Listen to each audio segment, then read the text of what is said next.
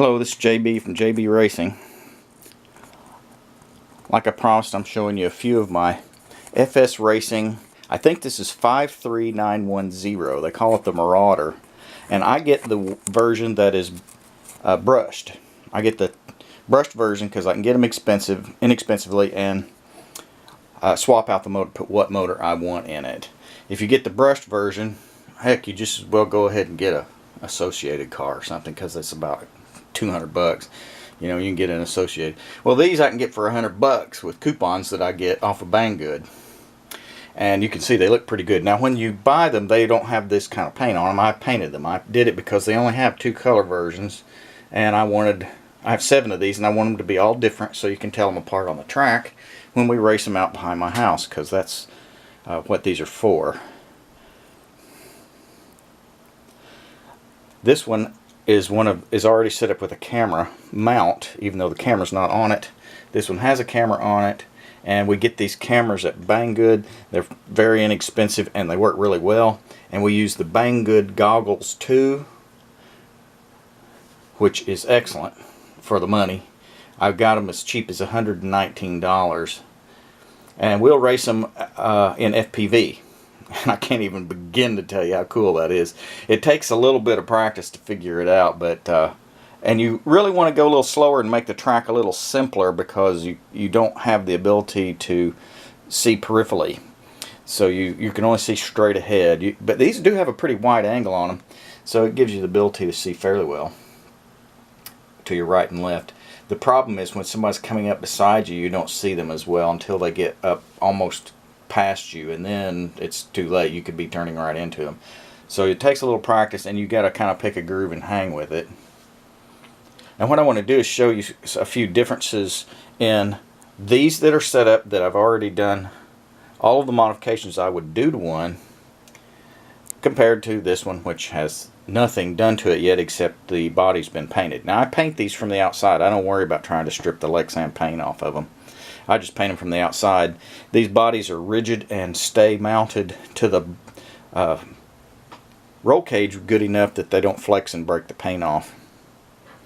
This front piece here takes a hit quite often and breaks, and you can't get these. So we make our own. This one's made out of a piece of plastic. This looks like diamond plate.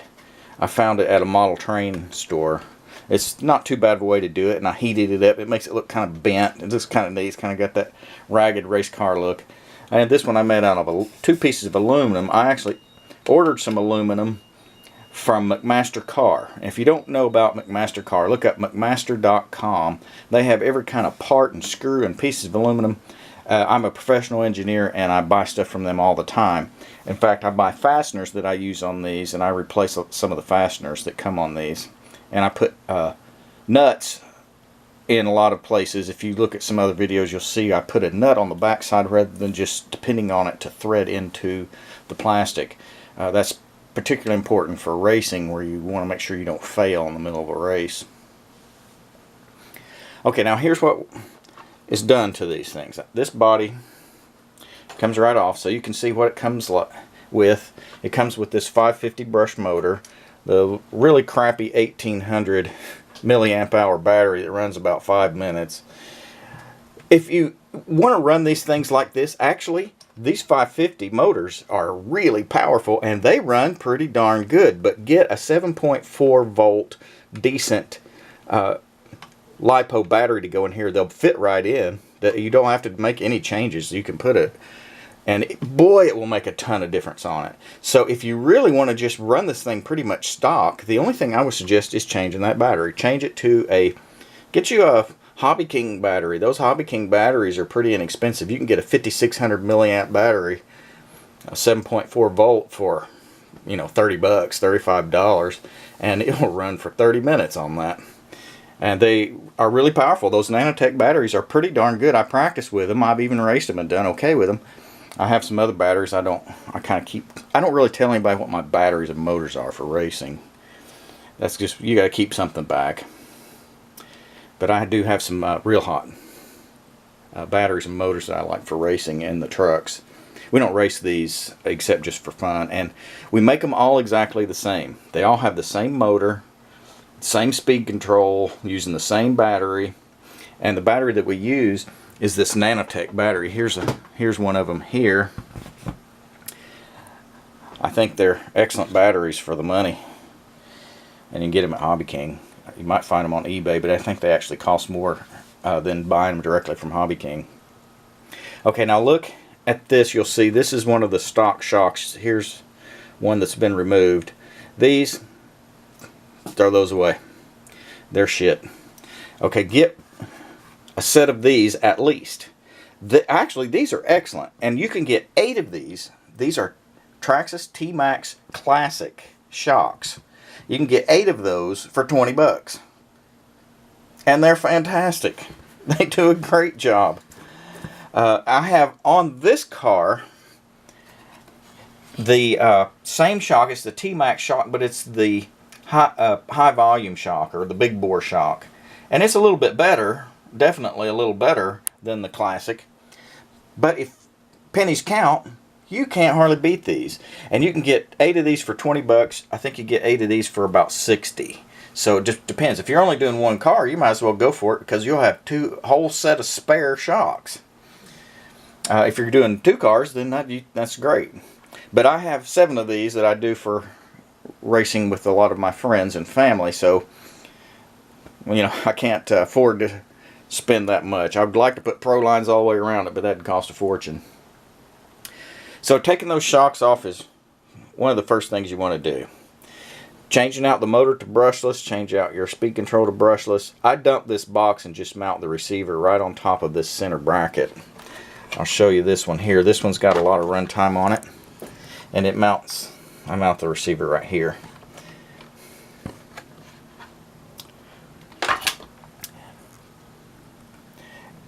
When you put in a new pinion, and I preached this about the Helion truck, which is even worse than these. The brass pinion on these is a 13 tooth, and the one on the Helion's a 14. 14's way too big.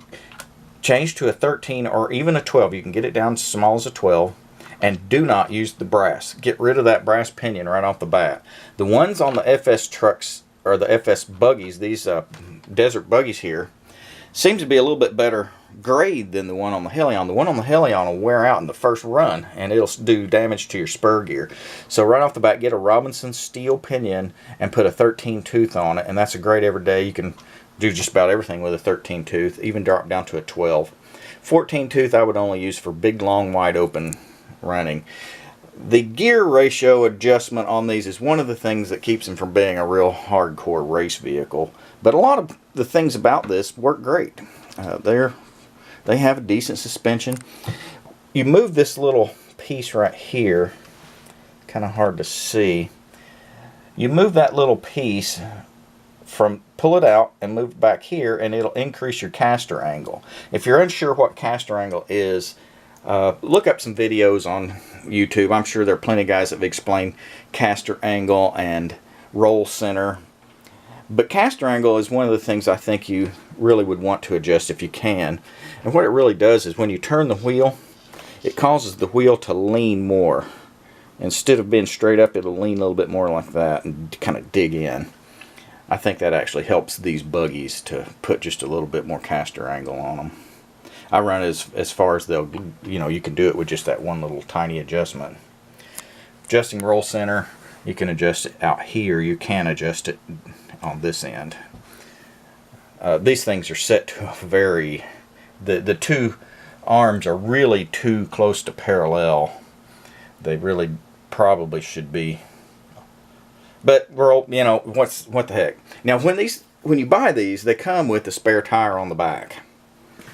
And it's got a little basket that goes on the back here. I'll show you one. So this little basket bolts on right here. And you've got a spare tire basket. It just sits down in there. But I take those off.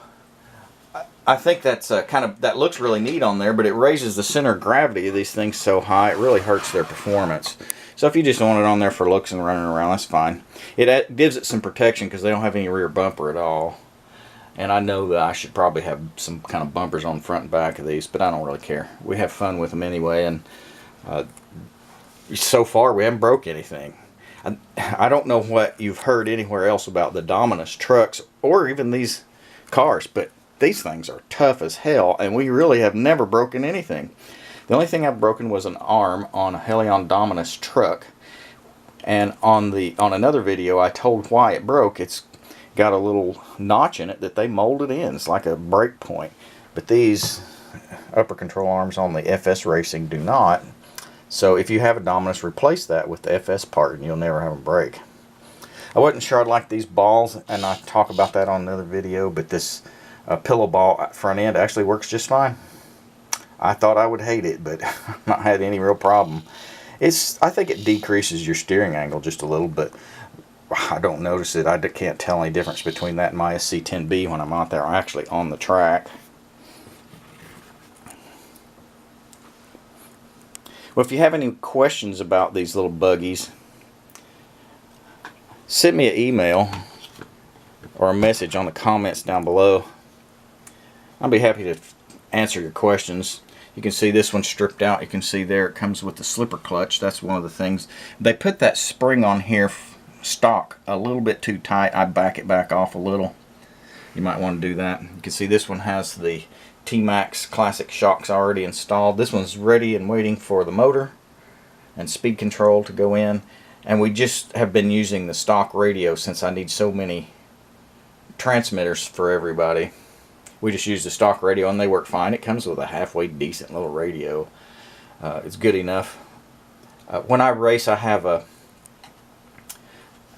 couple of radios. I like that Turnigy GTX3, but probably the best thing is that Spectrum. I've got the Spectrum. I've got one with an AVC on it. I love that AVC. I wish you could use that in racing.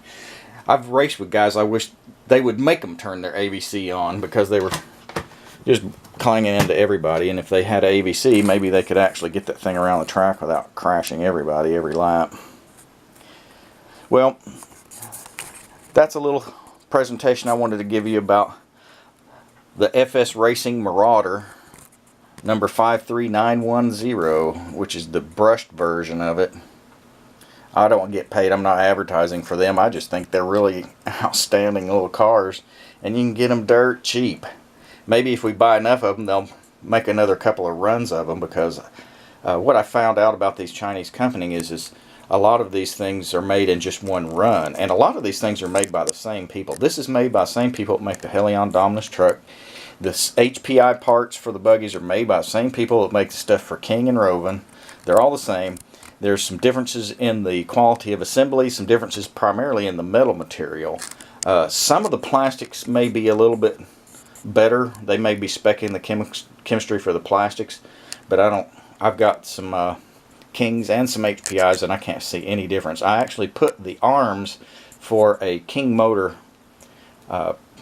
buggy on an Instron at work, and did both shear and tensile tests with the Instron, and they were the same on the HPI part as with the King part. And honestly, they look like they have the same mold markings, pretty much, not 100%, but it could have been made in the same mold even. So you don't have to be too prejudiced about it. The truth of it is, they're not so much cloning and copying somebody, it's just they're being sold under different brand names. I don't know that, I think some of the clones, so-called clones, have been persecuted for being copies, when I think the truth of it is they're really just rebranded. It may be the HPI people were the first to come up with it, but they were willing to sell it out as another brand to spread the price range out to appeal to more customers. Well, that's it for today on the